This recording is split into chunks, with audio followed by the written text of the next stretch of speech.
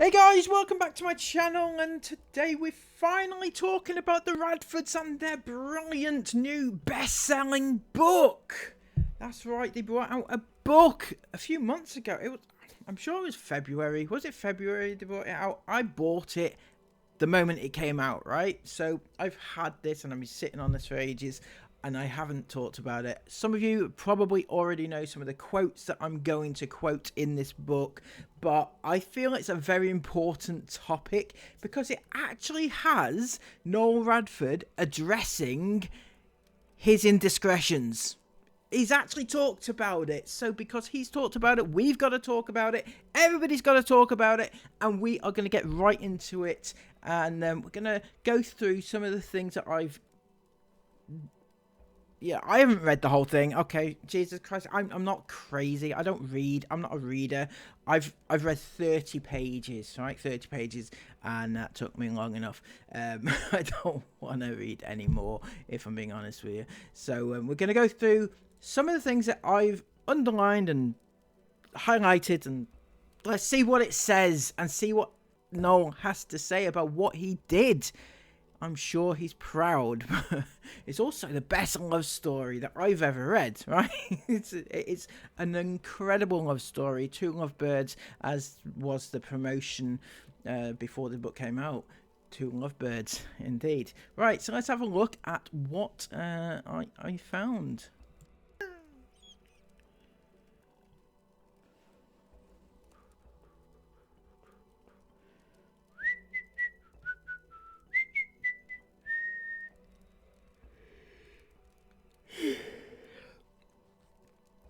So the first chapter, or rather the introduction, welcome to our crazy, wonderful world. And the main point here that I found: how many love-struck kids are told it won't last by those who apparently know better? With us, they probably thought they were on extremely safe ground with their prediction of doom, especially when, with one of us still in school and the other still in college, that should have been the first clue. No, one of you were in school and one in college. Don't you see where the problem may lie? Okay, yep, there may be 1 year difference. It's not such a bad or big thing, right? Maybe a 16 going out with 17-year-old, maybe, right? But, you know, when you're talking about the age ranges that you're talking about, it's a completely different ball game. It's not just a case of, oh, well, one of us was still in school and the other still in college, you know, and it was a hard time and everything. No, it wasn't that at all. He goes on to say, we discovered our first child was on the way. Aha, indeed. Also, our lives today, it goes without saying, are very different to when we were daft kids, starting out as a couple who had each other but not much else. Daft kids, that's how they described themselves. They were just daft kids. Noel, you were 17 and a half, going on 18, right? You were nearly 18. I think it was 17 and 3/4 off the top of my head, right? And your little child friend was 13. That's right. 12, yeah, 13 and a half, I think she was at the time. So that was like, that's a no-no in most people's eyes. I mean, you were very, very, very fortunate that she was not 12, wasn't she? You know, a few months earlier, she would have been 12. That is where the line is really murky on this one. Chapter 1 started in earnest. It says, it started with a kiss. We never thought it would come to this. Oh, that is some level of poetry. It sounds like the most amazing love story that you've ever been told, doesn't it? It started with a kiss. We never thought it would end like this. It starts off here. It says, we were both adopted at just a few days old. Noel in Chester in 1970, me in Kendal, Cumbria in 1975. This is Sue talking here. So they were both adopted at a few days old. Yeah, not the best start to life, but, goes on to say down here, it says, we were both told we were adopted when we were about 7 or 8 years old. We took this news in our stride and just carried on with our happy lives. Me and Noel ended up as near neighbours once his family had moved to Kendal when he was 7, with Noel initially becoming best mates with my big brother. That was, what, before you were born, was it, or something? Was it? You were 13, he was... no, you were not quite not born, but you were close, maybe 3, maybe, when he moved there at 7. Anyway, we first met when Noel was 11 and I was 7, but it would be a good few years before our lives would dramatically change. Noel was 17 and I was 13 when we had our first kiss. That's it. I'm sorry, but does it sound normal to anybody else? Is anybody else buying this at all, right? It doesn't sound right. When you say those numbers, it does not sound right. 13, 17, 13, 17, 17, 13. You see what I'm saying? There's only a 4-year age gap, but one is a literal child and another is very, very close to being a legal adult, right? Definitely one is above the age of consent and one is very much younger than the age of consent, right? There is a very big line there.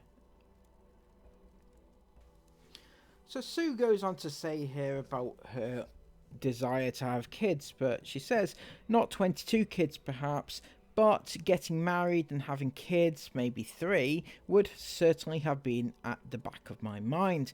It would have been a case of one day. I just didn't realise how quickly that day would arrive, right? So obviously it came when she was 13 and she had the baby when she was 14. Plenty of people do it, but mostly it's with kids their own age, Noel goes on to say, Sue's absolutely right. Our early lives just seemed to be light years away from what was waiting for us around the corner. We both had good and solid upbringings. Now that's contrary to what I've heard quoted multiple times by multiple people. It was okay that they had this relationship going because they were both in foster care, they were both adopted, they were both in the system, and they were both having a difficult upbringing, right? Here it says, we both had good and solid upbringings. So how did the fact that Noel was 17 and Sue was 13 have any bearing on their upbringings? Because according to them, they had good, solid upbringings, not bad upbringings, which would have caused them maybe to get into the wrong sort of situations and, yeah. Noel goes on to say, but they just seem so quiet and, yes, peaceful compared to what would soon become our normal. Right. Noel says, Sue enjoyed her time at nursery, unlike me. I remember going once and I absolutely hated it. My mum never took me again because she knew I didn't like it. I think I was a bit of a mummy's boy when I was really young and didn't want to be away from her. Then I went to primary school. Again, I didn't like leaving my mum. I remember getting told off once. There was these little wooden cubes that you used to count with, and I was flicking them across the room. I was only in my first year there, but the teacher came along, dragged me off my chair and shook me, and I ended up weeing myself. I didn't want to go home and tell my mum I had been told off because I would have got told off again, so I didn't tell her. So yeah, that was Noel's account of his early schooling. He didn't like nursery, so didn't go. He didn't like school, and he didn't like living as mummy, basically. Those are the tales of Noel Radford. Now they're talking here about being adopted or finding out they were adopted, and it says, I can't remember being sat down and told that I was adopted, but while I can't remember the actual conversation, I do know I would have been about 7 or 8. What I do recall is going to primary school after having obviously been told and telling all my friends I'm adopted, and suddenly thinking that I'm different and great, but my friends just didn't care. Their reaction was like, oh, alright then, and that was that. But when you're told something like that at such an early age, I don't think it really means anything to you. The people we called our mum and dad, they were our mum and dad. It was as simple as that.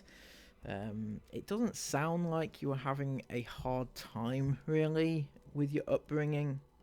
Goes on to say, I absolutely hated science. I was okay at school regarding my behaviour. I wasn't a naughty kid. There was maybe one letter sent home for something or other I'd done, but I can honestly say I've never skived one day during my whole time at school, not even an afternoon. It wasn't that I liked school so much, I just got on with it. I was a bit like that. I hated school, but I didn't skive it. Right, so now we get down to the nitty gritty, everybody. This is what we want to hear, isn't it?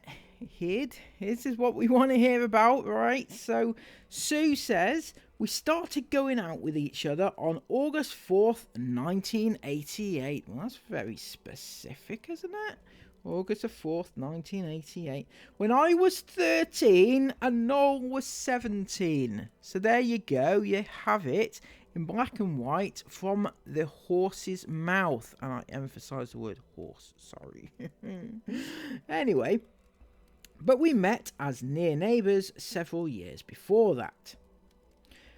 Noel says, we lived in cul-de-sacs separated by a ginnel. Ginnel. Don't know what a ginnel is. Ginnel? Ginelli? Ginelli? Ginelli? Which you might know as an alley. Oh, okay. That's what it is then, okay. Depending on where you're from. Thank you. I used to play out in what was like a paddock area, but to get to it, I had to go through the little street where Sue lived. Sue says, he was a very naughty boy. Oh, no, you naughty boy, you. Do you like it? Yeah, okay. Okay, so, no, you were a naughty boy, but for more reasons than, yeah. Noel says, what do you mean? I was a lovely lad. Oh, I was a lovely lad, me. Oh, off don't bakers. Fuck's sake. Seriously, I can't do it, can I? Just can't pull it off, no. Anyway, I knew of Sue and her older brother Stephen, but I didn't really hang around with them initially. I had my own group of friends. It was when we were older that me and Sue became friends, and that was really through Stephen. Well, Stephen, you've got a lot to answer for. I'd love to know what Stephen's response to this was. I don't know how old Stephen was. Anybody know that? Let me know in the comments below. But would he have been overly happy with his 17-year-old friend getting together with his 13-year-old sister? I can't imagine many people being overly excited about that. Anyway, but apparently, normal in that household, I guess. I don't know. We were in Stephen's room with him and some of our other friends talking motorbikes, while at the same time Sue would have been in her room with some of her friends. I think we just ended up getting together in a pretty natural way. The first day we were officially boyfriend and girlfriend in our eyes. which we seem to have agreed on, but both of us seem to had to think about it, was August the 4th, 1988, though neither of us can remember if we had our first kiss that day. When you say you got together in a natural way, I can't imagine a situation where a 17-year-old would be like, oh yeah, that girl, she looks fit. She's fit as fuck, that one, isn't she? She's 13, but you know, it doesn't matter about the age. Yeah, 13. Okay, now it's all right. And then the 13-year-old thinking, wow, yeah. In fact, I can imagine a 13-year-old being more infatuated with a 17-year-old, I think, right, than a 17-year-old being infatuated with a 13-year-old. Yeah. I could be wrong in this assumption, but I think that's probably about right. Sue says, because we were so young, just 13 and 17, we wouldn't have had a first date in a restaurant or anything like that, of course. Well, I mean, he was old enough, wasn't he? He could have gone to a restaurant with his date. It would have been weird taking your 13-year-old along with you on that restaurant date. Yeah. Though I do remember when we were older going to the restaurant in the Riverside Hotel in Kendall. Noel says, I think you must have been 16 when we went out for our first meal in a restaurant together. I'm guessing I think that would have been the case. Sue says, our very first date would have been hanging around together somewhere. Wow. Okay, go Noel, you little devil, you. Hanging around somewhere. Wow. Okay, get in. That's the way to impress the ladies, guys. You got to hang around somewhere. Street corner, bit of booze. Is that what it was? Something like that. You plowed her with booze. I bet that was what your first date was, wasn't it? A bit of white lightning on the street corner. Yeah? Get in, Noel, you little rascal. Right? Sue goes on to say, and it wasn't long after that, in September or October 1988, that I found out I was pregnant. I was just 13 and couldn't believe it. It was such a big shock. Was it? Was it now? You didn't think you could get pregnant, was it? Something like that. You know, Noel would have known that you could. You could have asked him. I'm sorry. You could have asked him for a little bit of like advice on this matter, you know, Noel. But that's a bit weird, isn't it? September. So they went out for April, May, June, July, August. 5, maybe 6 months after like their first kiss, they get pregnant. Deary me. Noel says, for both of us, it was like, oh shit. Sue, but from the word go, from the very moment I realised I was pregnant and told Noel, we knew we were going to keep our child. It didn't matter that I was only 13 and at school and Noel was 17 and at catering college. That catering college is coming very useful in the future, isn't it? No, well done. Congratulations. But also, it highlights there the fact that you were at college and she was at school. That's right. Do you know how bad this is? She was actually only in the second year. Maybe third year. Second year. At high school. So 2 years prior to that, she would have been in primary school. Do you see where the the awkwardness comes? Yeah. Anyway. We were going to keep the baby and stay together. However difficult that might be, and however many obstacles might be in our way, it was as straightforward as that.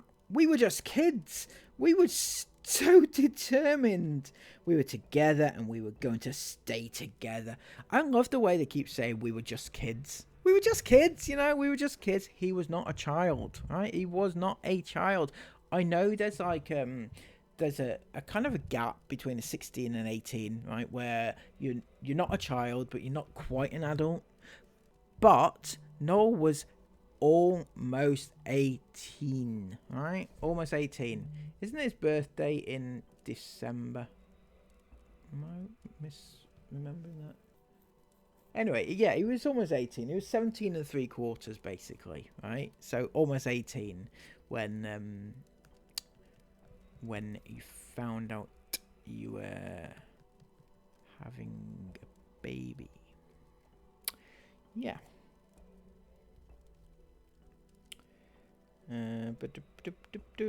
Noel says, that was definitely the worst thing about it, knowing that we had to go and tell our parents and wondering what their reaction would be, especially Sue's mum and dad. I was there when Sue told her mum, but I think your mum knew, didn't she, Sue? Sue said, yes, I think she did. No, she worked it out and asked Sue, have you something to tell me? Sue replied, no, but I thought we've got to go for it. Got to go for it here. So I said yes, and then we told her. But looking back, I think she was alright. She was obviously upset, but I don't think it was as bad as we had feared. She wasn't furious, and it wasn't the reaction we perhaps thought it was going to be. Sue's dad was at work at the time. We had talked about it together before we told anybody, and we said that no matter what, we're going to try our best to keep the baby and carry on seeing each other. I have a question though. You know, Sue, your mum is like, oh yeah, I think you must be pregnant. You know, yeah, not a surprise to me. Why is it not? I mean, Sue's mum knows that Sue is going out with a 17, nearly 18-year-old. Obviously, she assumes, alright, I'm not being funny, but she must know that they're having sex, right? She must know. And she's okay with it. I just don't know about this. The mind boggles, honestly. Mind boggles. Sue also says, also, looking back, even if what happened hadn't happened, we would have carried on going out with each other. Even though we were so young, we were so serious about each other. If I hadn't got pregnant at 13, we would have still ended up getting married and having kids together. Only later than we actually started. Well, that's nice. That's love, that is. A true love story. True love story. She goes on to say here, not that long after we found out that I was expecting Chris, there was somebody else in my class who got pregnant. But unlike me and Noel, she didn't stay with her boyfriend. I thought it was sad that they ended up splitting up, but me and Noel were always sure that wouldn't happen to us. That's probably all the people. I don't know if you remember, a little while ago, Sue was saying how everybody in her class was getting pregnant around that time, so it was perfectly fine. You know, not many getting knocked up by near adults, but there you go. But that's one person that she's citing here that did get pregnant, that didn't end up staying with her boyfriend. But no, yes, he did the right thing, so he is the perfect, specimen. Perfect specimen is our Noel. Now, Noel was talking here about his good friend Stephen. That is Sue's brother, right? He says Stephen was fine. He's a really down-to-earth person, and he could see how close me and Sue were. And it was kind of, don't worry about it, you'll be okay. For fuck's sake, seriously. Stephen was fine, everybody. He was fine with it. So don't even think that he wasn't fine with it, right? Because he was absolutely fine with a 17-year-old having sex with his 13-year-old sister. No problem at all. Sue says, my mum helped us so much. She used to do care work, but she gave her job up that September when I went back so she could look after Chris while I was at school. She did try working nights, but she absolutely hated it. So Sue's mum gave up work to look after Sue's child. Oh, sorry, Noel's child. Why couldn't Noel look after the child? Baffling. Noel says, I wasn't in any bother with any of the authorities because I think back then it was all down to your mums and dads and what they thought, and they decided not to take it any further but to just help us through it all. So basically saying that, like, the authorities, they didn't care that he slept with a 13-year-old because, you know, if the parents had made a complaint, I think, yes, he would have been he would have been in a lot of trouble. So yeah, I think it may have been different if it was one of these lads who, if I was one of these lads who didn't hang around. You're pregnant, see you later. But that was never going to be the case. I think someone somewhere may have had to report what happened, the doctor maybe, but there weren't any repercussions. And I think that was because my intention was to stay with Sue and support her and our child. There was no knock on the door from anyone saying I was in big trouble. What happened back then has obviously been brought up again in recent years.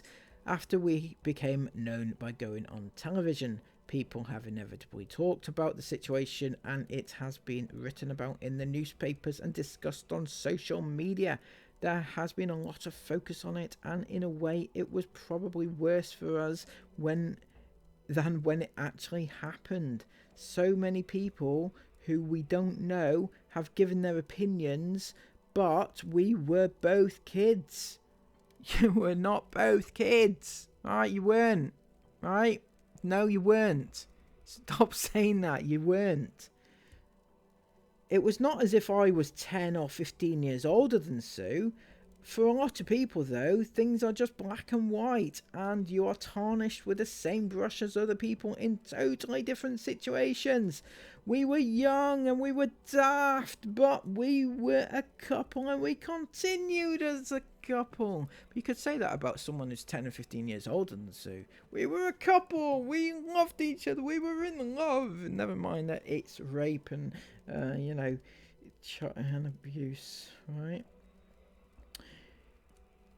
Sue says it's more the effects that all the bad comments might have on the kids, particularly Chris, because when people talk about today about me and Noel and what happened all those years ago, it now affects Chris as well. It's not just us anymore. We were being dragged into it, but for Chris, it was the first time he had to face people talking about it. Wow.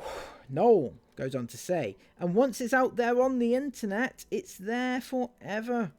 If Chris wants to look and find things like that, he could do, as everyone in the family could. But I think the kids now know not to go searching. But yes, some of the comments from people were brutal. That I should have been arrested and things like that. Even though I was just 17, still a kid, including in the eyes of the law, but it doesn't bother me. People will say what they like. I don't care what they say. In the eyes of the law. No, since you're citing the law, right? In the eyes of the law, you're not a child when it comes to sex. Okay? You're not. The age of consent is 16, right? 16, that is the age of consent when it comes to sex. So the age that you can become sexually active, technically, right? If you have sex under the age of 16, it's illegal, right? Even if it's two people under the age of 16 having sex together, it's still illegal, but you're less likely to get prosecuted for it because people are of similar age, you know, the kids are of similar age. When it comes to age of consent, where it relates to people who are over the age of consent having sex with someone under the age of consent. That is when it becomes illegal. It's not legal still, right? It's still not legal just because you're 3 months under the age of 18. It's not, it's not the case. Sorry.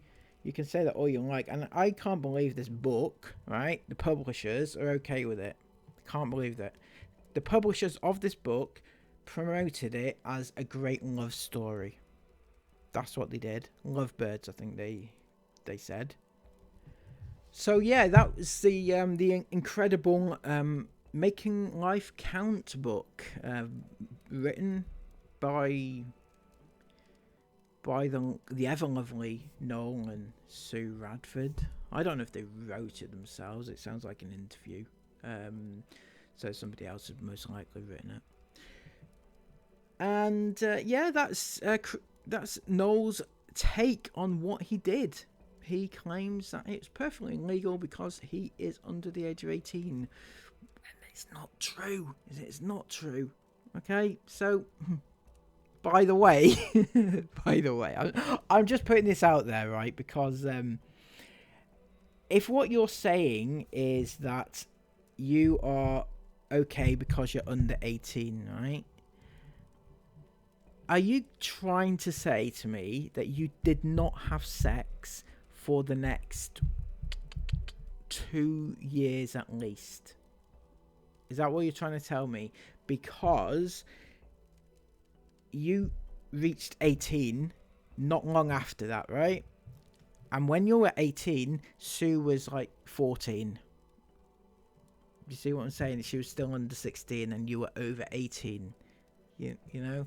So your argument does not stand up. I'm sorry. Until next time, please give this video a massive thumbs up if you've appreciated it. Comment all of your thoughts about it down below and subscribe to the channel if you are new. Until next time, have a brilliant day. Take care of yourselves and bye-bye.